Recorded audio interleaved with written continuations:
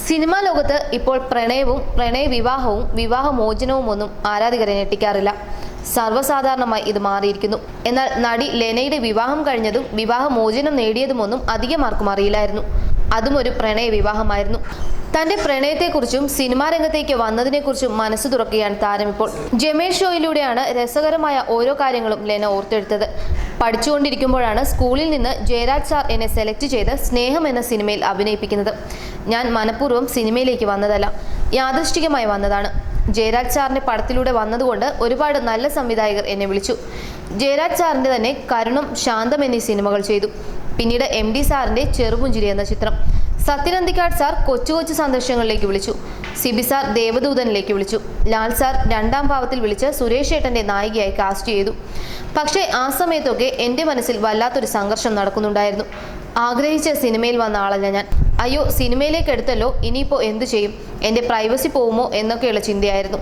16 വയസ്സേ അന്നുണ്ടായിരുന്നുള്ളൂ. അതിൻ്റെ പ്രശ്നങ്ങളാകും. പോരാത്തതിന് എൻ്റെ ചുറ്റുമുള്ളവർ എല്ലാവരും മോശം കാര്യങ്ങളായിരുന്നു സിനിമയെക്കുറിച്ച് എൻ്റെ അടുത്ത് പറഞ്ഞത്.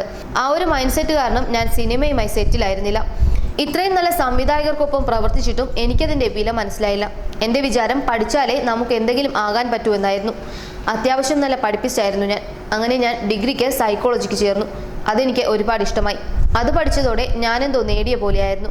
അങ്ങനെ ഡിഗ്രിക്ക് ശേഷം ഞാൻ PG ചെയ്യാൻ മുംബൈയിലേക്ക് പോയി. അന്ന് രണ്ടാം ഭാവം ഇറങ്ങിയ സമയമാണ്. ഒരുപാട് നല്ല കഥാപാത്രങ്ങൾ വന്ന സമയം. പക്ഷേ ആ സമയത്ത് എൻ്റെ മനസ്സിൽ സിനിമയായിരുന്നില്ല. പഠിച്ച് PhD എടുത്ത് എന്തൊക്കെയോ ചെയ്യണമെന്നായിരുന്നു. മുംബൈയിൽ പോയി PG കഴിഞ്ഞ് അവിടെ ഇന്റേൺഷിപ്പ് ചെയ്യണം. അപ്പോഴാണ് എനിക്ക് മനസ്സിലായത് പുസ്തകത്തിൽ കാണുന്നതല്ല ചുറ്റുമുള്ളതെന്ന്. അവിടുത്തെ ഹെൽത്ത് സെൻ്ററുകളുടെയൊക്കെ കാര്യം വളരെ മോശമാണ്.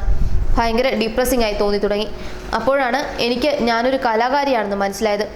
ഞാൻ ഭയങ്കര സെൻസിറ്റീവ് ആണെന്നൊക്കെ. സത്യത്തിൽ സിനിമയിൽ നിന്ന് വിട്ടുനിന്നത് നല്ലതാണെന്ന് എനിക്ക് തോന്നുന്നത്. അങ്ങനെ പോയതുകൊണ്ട് ജീവിതത്തിലെ എല്ലാ പാഠങ്ങളും എല്ലാ റഫ് അനുഭവങ്ങളും എനിക്ക് 1 മാസം കൊണ്ട് മുംബൈ ജീവിതത്തിൽ നിന്ന് കിട്ടി. മുംബൈ ലൈഫ് എന്നെ റിയൽ ലൈഫ് എന്താണെന്ന് പഠിപ്പിച്ചു.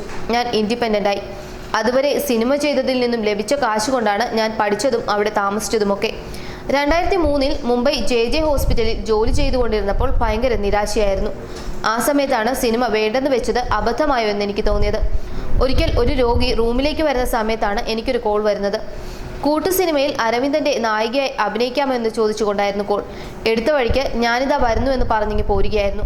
അപ്പോഴാണ് സിനിമയുടെ വില മനസ്സിലാവുന്നത്. അങ്ങനെ സിനിമയിൽ നിന്നും 1-2 വട്ടമല്ല ഞാൻ ഓടിയിട്ടുള്ളത്. കൂട്ടു കഴിഞ്ഞതോടെ വേറെ പടമൊന്നും വന്നില്ല. സൈക്കോളജിയിലേക്ക് തിരികെ പോകാനാവില്ല.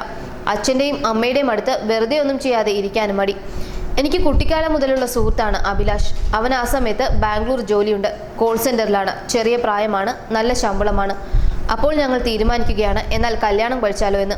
പക്ഷേ പുള്ളി ഒരു നിർബന്ധം വെച്ചു. കല്യാണം കഴിഞ്ഞാൽ അഭിനയിക്കാൻ പറ്റില്ലെന്ന്. അങ്ങനെ വീണ്ടും ഞാൻ സിനിമയിൽ നിന്നും ഒളിച്ചോടി. ആദ്യം സൈക്കോളജിക്ക് വേണ്ടി, പിന്നെ കല്യാണത്തിന് വേണ്ടിയും. കല്യാണം കഴിഞ്ഞ് 6-7 മാസം വെറുതെ വീട്ടിലായിരുന്നു. കുറെ കഴിഞ്ഞപ്പോൾ എനിക്ക് തോന്നി ഇത് ശരിയാവില്ല. കാരണം അത് തുടർച്ചയായി ജോലി ചെയ്തിട്ട് ഇപ്പോൾ വരുമാനമൊന്നുമില്ലാതെ വെറുതെ വീട്ടിലിരിക്കുകയാണ് ഞാൻ. എനിക്ക് എന്തെങ്കിലും പ്രൊഡക്റ്റീവായി ചെയ്യണം. പക്ഷെ എന്തു ചെയ്യുമെന്ന് ഒരു രൂപവുമില്ലാതെ ഞാൻ ഇരിക്കുകയാണ്. അന്ന് ആശുപത്രിയിൽ ജോലി ചെയ്തിരുന്നപ്പോൾ വന്ന ഫ്രസ്ട്രേഷൻ വീണ്ടും വന്നു. ആ സമയത്താണ് ഓമനത്തിങ്കൾ പക്ഷി എന്ന സീരിയലിലെ നായികയായി അഭിനയിക്കാമോ എന്ന് ചോദിച്ച എനിക്ക് കോൾ വരുന്നത്. കേട്ട പാതി ഞാൻ കയറിയേറ്റു. അഭിലാഷിനോടൊന്നും ചോദിക്കാൻ നിന്നില്ല.